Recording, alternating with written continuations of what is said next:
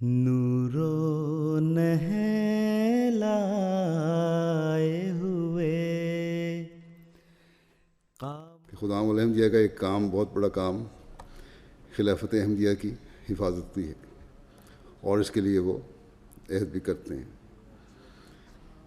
اور حفاظت یہ نہیں ہے کہ صرف عمومی کی ڈیوٹی دے دی یا حفاظت خاص کی ڈیوٹی دے دی، یہ کام تو اور دوسرے بھی کر سکتے ہیں۔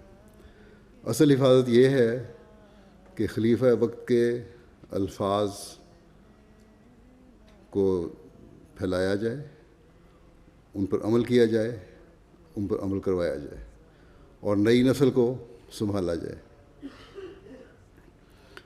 صرف یہ دعویٰ کر لینا کہ ہم دائیں بھی لڑیں گے اور بائیں بھی لڑیں گے اور آگے بھی لڑیں گے اور پیچھے بھی لڑیں گے، یہ لڑائی کا تو مسئلہ نہیں ہے۔ آج کل کی لڑائی، آج کل کا جہاد یہ ہے کہ باتوں پر عمل کیا جائے، اور یہی وہ اصل کام ہے جو خدا ملم نے کرنا ہے۔ ہر قائد کا کام ہے، ہر زعیم کا کام ہے، ہر ناظم کا کام ہے، ہر محتمم کا کام ہے، اور صدر صاحب کا کام ہے۔ بس اس بات کو ہمیشہ یاد رکھیں۔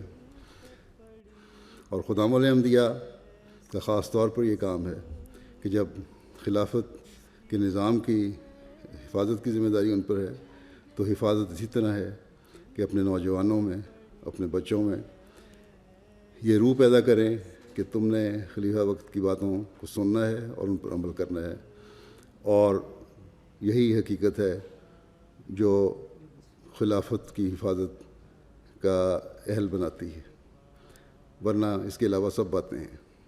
بس میں دعا کرتا ہوں کہ اللہ تعالیٰ آپ لوگوں کو توفیق عطا فرمائے کہ حقیقی رنگ میں خلافت کی حفاظت کرنے والے ہوں، اور خلیفہ وقت کے حقیقی مددگاروں میں سے ہوں، سلطان نصیر ہوں، اور خلافت احمدیہ کا جو ادارہ ہے اس کی حقیقی رنگ میں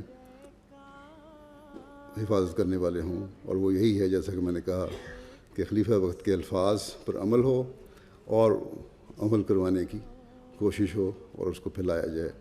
اللہ تعالیٰ آپ کو اس کی توفیق عطا فرمائے۔ دیکھتے سنتے اس کو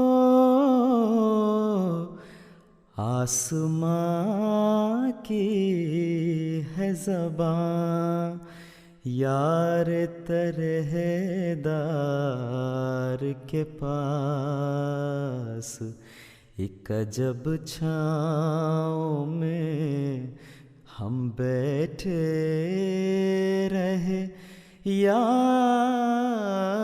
کے پاس۔